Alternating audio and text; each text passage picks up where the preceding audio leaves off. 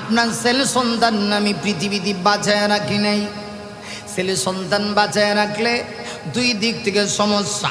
এক নাম্বার হলো, সন্তান যদি পৃথিবীতে বেঁচে থাকতো, আমি যদি নবুয়তি দিতাম, অন্যান্য নবী আর আপনার মর্যাদা এক সমান হইতো।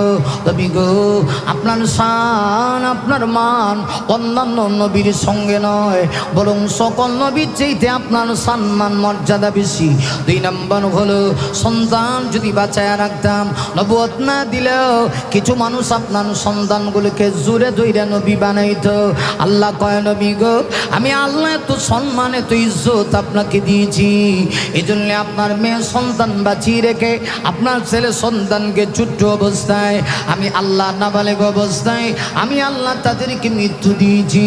তাই সূরা আহজাবের 40 নম্বর আয়াতে আল্লাহ বলেন, মা কানা মুহাম্মাদুন আবা আহাদিম মির রিজালিকুম ওয়ালাকির